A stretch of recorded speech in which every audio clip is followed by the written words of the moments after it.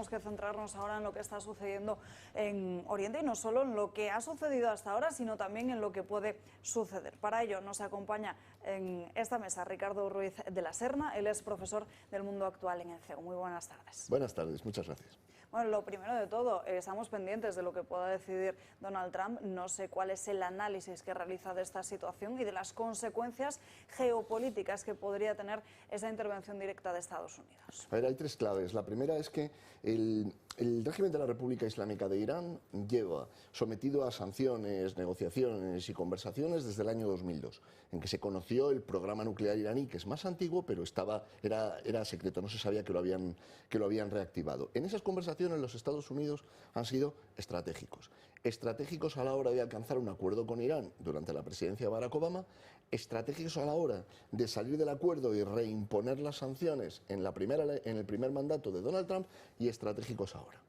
Porque las operaciones militares de Israel contra el programa nuclear iraní cambiarían radicalmente si se involucran los Estados Unidos. Por una parte, porque los Estados Unidos podrían dar capacidades militares a Israel que ahora mismo no tienen. Por ejemplo, la posibilidad de que los aviones reposten sin necesidad de regresar al territorio israelí. Después, porque pondrían a disposición de Israel la tecnología defensiva que permitiría que el impacto de los misiles iraníes que caen sobre el territorio de Israel se redujera todavía más. Es verdad que Irán, sobre todo los misiles de mayor impacto, de mayor capacidad de destrucción, se está quedando sin ellos, con lo cual no se sabe cuál va a ser el siguiente paso en la escalada. Y después en capacidades ofensivas contra el territorio iraní, las bombas, las llamadas destructoras de búnkers, que permitirían destruir las dos principales instalaciones del programa nuclear iraní, que son las centrales de enriquecimiento de uranio de Natanz y de Fordow.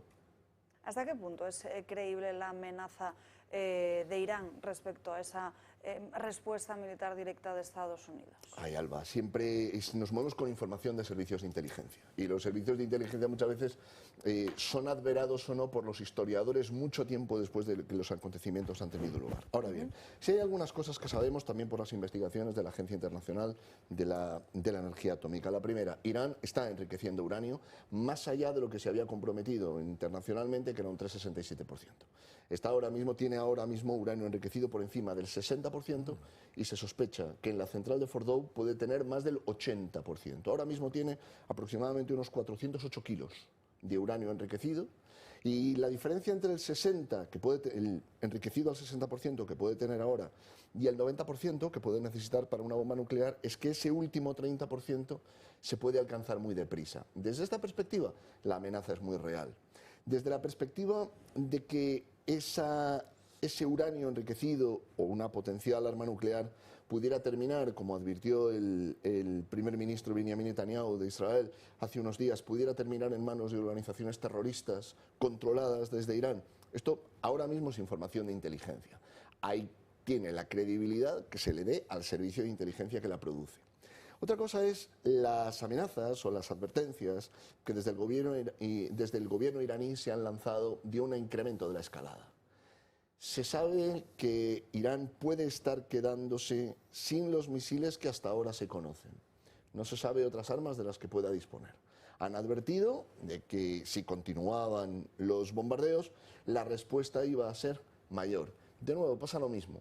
En varias ocasiones el régimen iraní ha advertido de una respuesta devastadora si continuaban primero las presiones y desde el día 13 las acciones militares. Hasta ahora esa respuesta devastadora no se ha producido. Ha habido una respuesta militar muy dura, lanzamientos de misiles, más de 400, algunos de ellos han impactado en áreas civiles y han causado tanto muertos como heridos graves, pero entraba dentro de lo esperable. La cúpula de hierro, que es el sistema de protección israelí, y la colaboración de aquellos estados árabes que permiten que se derriben misiles en vuelo sobre su espacio aéreo, han permitido que las bajas, siempre terribles, pero que las bajas hayan estado dentro de lo esperable, la respuesta haya estado dentro de lo esperable. Que pueda haber otras acciones es dudoso, porque la estrategia iraní, Alba, pasaba por lo que se llamaba el eje de resistencia. Israel estaba rodeado de organizaciones hostiles que Irán controlaba. Hezbollah en el Líbano, el régimen de Assad en Siria, Hamas en Gaza, las milicias del Mahdi en Irak y los Houthis en el Yemen. De estas 5 organizaciones, Hezbollah ha perdido gran capacidad ofensiva después de las campañas israelíes en el sur del Líbano. Hamas puede resistir en Gaza, pero no puede atacar a Israel como hubiera podido en el pasado, después de la campaña militar de más de 2 años, desde después del 7 de octubre de 2023. El régimen de Siria, el régimen de Assad en Siria ha caído, y de hecho el nuevo gobierno sirio ha permitido que se utilice su espacio aéreo para las operaciones contra Irán. Y las otras 2 organizaciones que quedan, las milicias del Mahdi en Irak y los Houthis en el Yemen, están lejos y no tienen el armamento suficiente como para ser un factor disruptivo en los combates. Pueden atacar a Israel, pueden hacer daño, pero no cambiarían el curso de una guerra. Pero no estamos hablando solo de una cuestión de cara a esa potencia nuclear, esa arma nuclear, sino también de que Israel estaría buscando ese cambio de régimen iraní. Hasta ahora lo han negado. Hasta ahora la posición oficial es que la operación militar contra el programa nuclear iraní tiene 3 finalidades estrictamente relacionadas con el programa nuclear. El primero, impedir que Irán acceda al armamento nuclear. Segundo, destruir las instalaciones. Tercero, acabar con las capacidades de misiles de Irán, que son cada vez mayores. Irán tiene ahora mismo misiles que pueden alcanzar un radio de acción de hasta 4.000 kilómetros si se reduce su carga explosiva. El cambio de régimen hasta ahora no ha entrado en los planes, al menos no en los planes declarados, del gobierno israelí. Ahora bien, hay 2 circunstancias que hay que tener en cuenta y una de ellas afecta directamente a España. Si en efecto el régimen iraní acaba tan debilitado que ya no puede controlar a su propia población, sí, podría haber algún tipo de movimiento en el interior de Irán. Esto podría desestabilizar la región. Y esto podría afectar al Mediterráneo oriental, y lo que afecta al Mediterráneo termina afectando a España. La otra cuestión es, si en efecto el régimen cae, esto no implica necesariamente que la sucesión o la sustitución de un régimen vaya a ser ordenada. En los últimos días, últimos 2 días, desde el pasado, la transición del sábado al domingo, o sea, el paso del sábado al domingo, se ha hablado mucho de un hipotético regreso del heredero del Shah, el que tendría derecho al trono de Persia, que se llama, al igual que el anterior Shah, Reza Pahlavi. Y ha habido campañas en medios de comunicación, nada menos que Cristiana Manpur, veterana reportera de la CNN, insinuaba que podía darse este movimiento. Pero es delicado, Alba. En Oriente Medio normalmente la imposición de un gobierno o la imposición de un régimen no ha funcionado. Y los últimos 2 ejemplos que podemos tener en un concepto amplio de Oriente Medio en la región de Irán, han sido el intento de cambiar el régimen en Afganistán. Y después de 20 años, el cambio de régimen fracasó y los talibanes se volvieron a hacer con el poder. Y el intento de cambiar el régimen en Irak. En efecto, se desmanteló el régimen de Saddam Hussein e Irak atravesó un periodo de más de 15 años de guerras civiles o ofensivas terroristas hasta que se logró normalizar la situación. Los otros intentos de cambio de régimen no han venido por intervenciones internacionales directas, pero han venido por movimientos subversivos o de alzamientos populares, las llamadas primaveras árabes.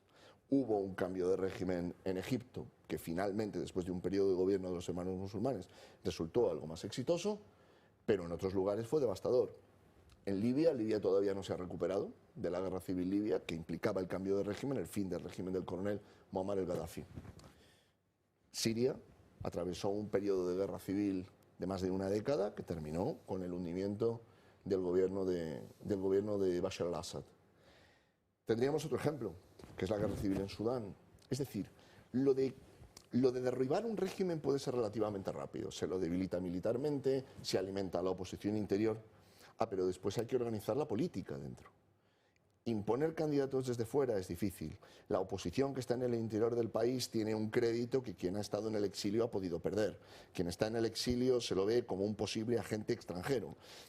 De ahí que lo de tratar de sustituir el régimen no haya entrado hasta ahora en la agenda de la operación militar. Sin perjuicio, insisto, de que una vez el régimen se debilita, nadie sabe lo que puede pasar. ¿Cuál es o cuál podría ser el papel de Pakistán? A ver, Pakistán tiene 2 funciones, o tiene 2 papeles importantes. El primero es una potencia nuclear.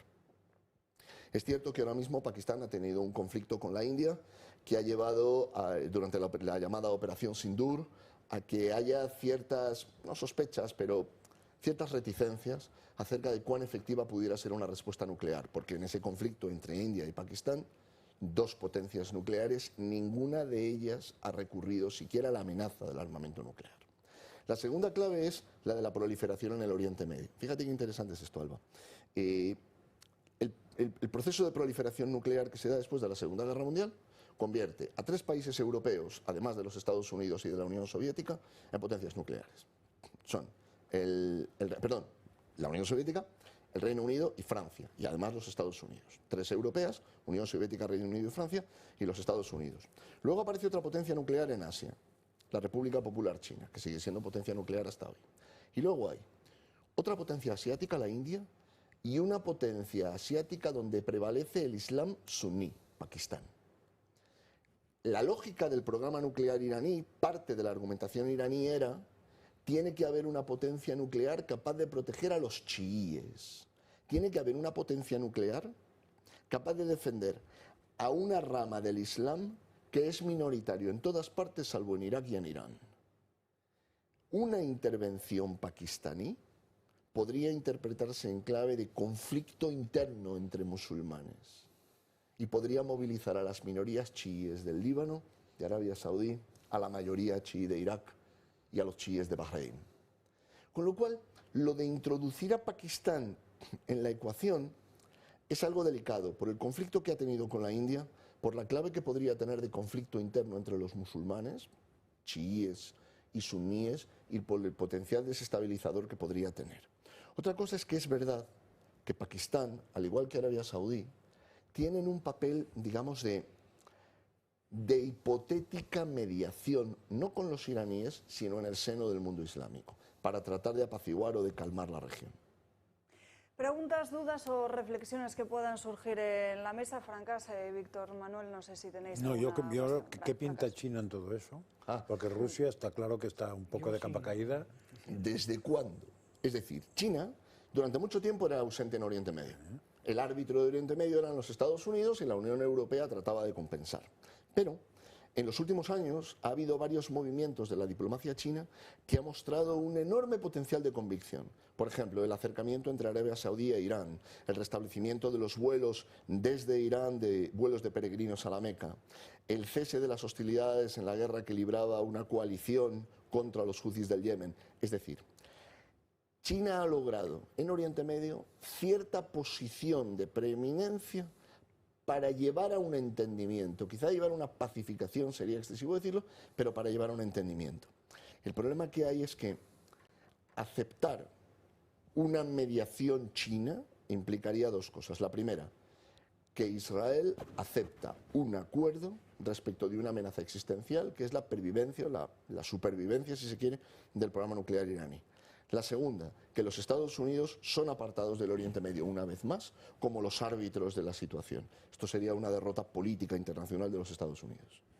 Víctor Manuel. Gracias, Alba. Ricardo, buenos días. Buenos días. ¿Se puede decir, o es un mero pensamiento, de que Irán al día de la fecha está solo o tiene algún otro país que le apoye en esta situación de ideología, también incluso de armamento?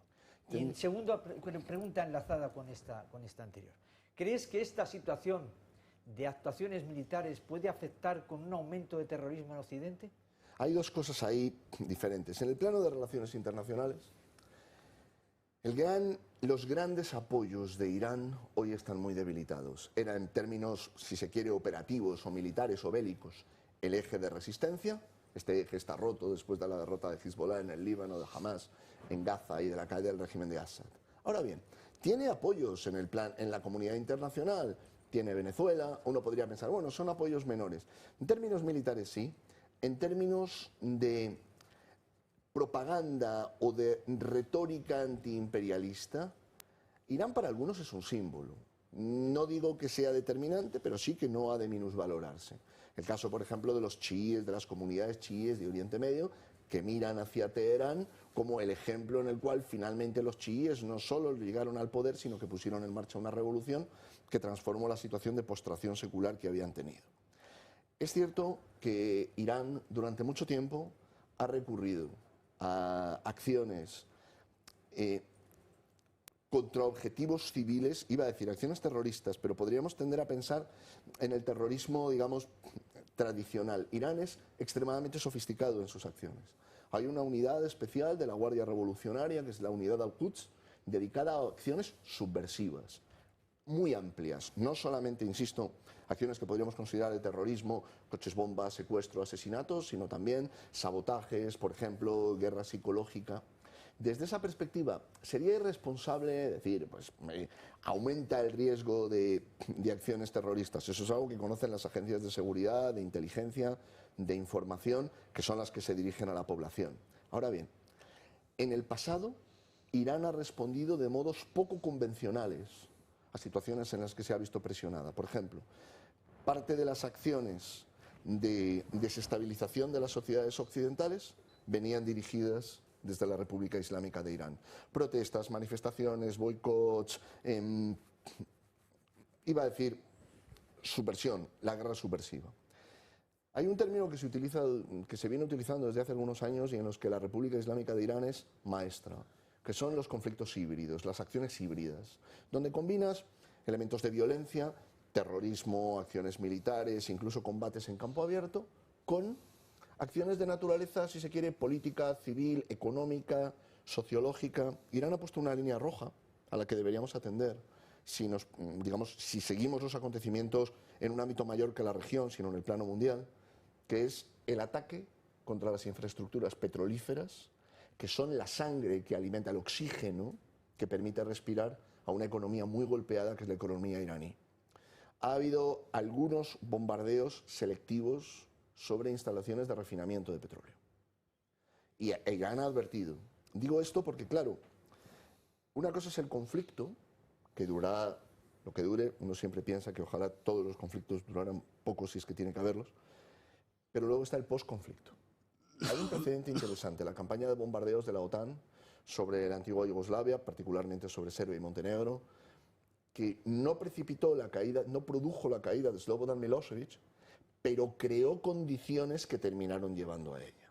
Claro, si una economía muy maltrecha como la iraní termina sufriendo la pérdida o el deterioro, la destrucción del principal tejido productivo que tiene, que es la industria petrolífera, no se sabe cómo podría terminar ni la respuesta que podría producir desde el régimen. Esta noción de la guerra subversiva es importante para entender cómo responde Irán y el potencial desestabilizador de Irán, más allá de sus fronteras, por ejemplo en Hispanoamérica, donde la penetración iraní ha sido muy profunda, por ejemplo en Europa, donde Irán tiene la posibilidad de realizar acciones híbridas. Esto sí hay que tenerlo presente. Irán no se va a quedar de brazos cruzados, mejor dicho, no Irán, el régimen de la revolución islámica iraní, porque el régimen se mantiene porque hay un Estado dentro del Estado, que es la Guardia Revolucionaria iraní.